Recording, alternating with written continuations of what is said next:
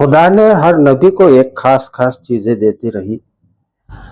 देता रहा और हमारे रसूल को जो है एक खास चीज अता की। जो भी पैगंबर को अल्लाह की तरफ से कोई खास नेमत दी जाती है तो उम्मत को उसका फायदा होता है। हमारे नबी को एक और चीज दे दी गई कि उम्मती जो है दुनिया की किसी भी जगह पर जाकर इबादत कर सकता है, कोई भी जगह पर जो है अपनी नमाज पढ़ सकता है, सजदा कर सकता है। वो जगह कोई भी हो, खालिस उसको मस्जिद ही हो, ऐसा कोई हमारे ऊपर कोई ऐसा बंधन नहीं है।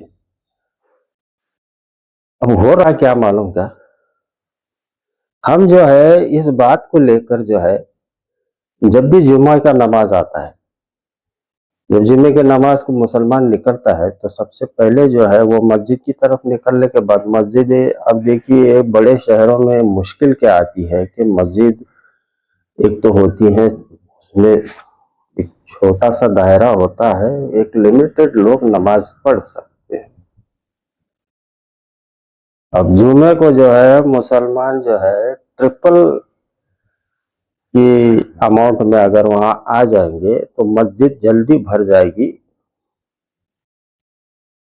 और फिर वो मजमा जो है मस्जिद के सहन में आता है। सहन भरने के बाद में और भीड़ होती है तो सहन से बाहर के बाद में जो है मुसलमान सड़कों पे नमाज पढ़ने लगता है। आए दिन आपने देखा होगा कि इंडिया में जो है बवाल पड़ता है कि मुसलमान सड़कों पर ही क्यों नमाज पढ़ते हैं। माहौल ऐसा बना दिया है कि आपकी दाढ़ी और टोपी देख के ही नफरत, उसमें आप सड़कों पर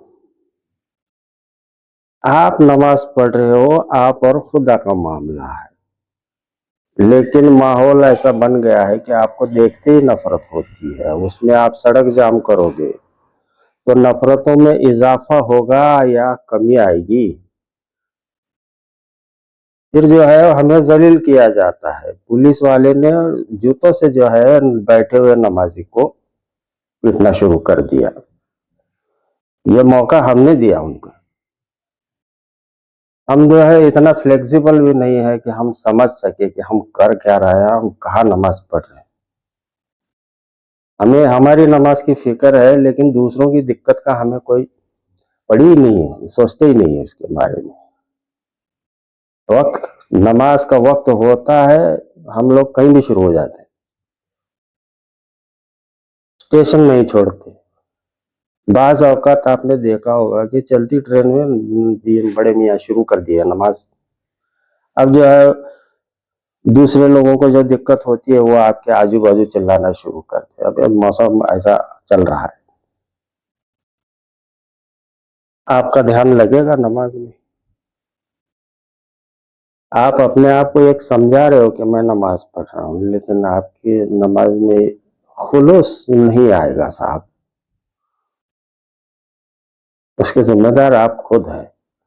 इतना भी ज्यादा मत करो। खुदा डंडा लेके नहीं बैठा है आपके पास कि अगर आपने यह नमाज नहीं पढ़ी तो आपको फौरन ही शुरू कर देगा, जहन्नम में फेंक देगा। खुदा क्या डरने की चीज नहीं है ना। इश्क करने वाली चीज से हम इतना डरने लग गए। आपका जहन ऐसा बनाया गया है कि अगर आप नमाज नहीं पढ़ेंगे तो कयामत ही आ जाएगी। अब अगर हम थोड़ा इस बारे में सोच ले तो अच्छा है। मैं सिर्फ इशारा कर सकता हूँ, बाकी रिसर्च और गौर फिक्र तो आपको करना है।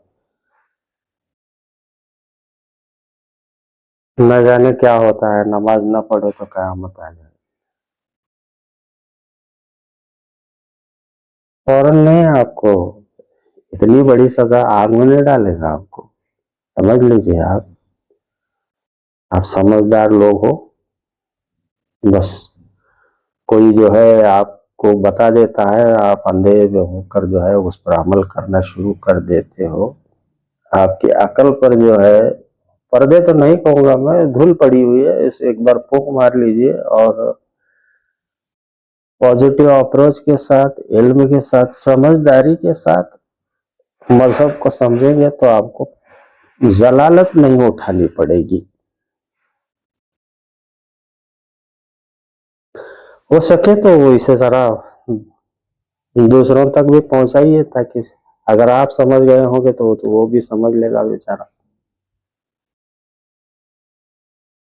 मिलते हैं।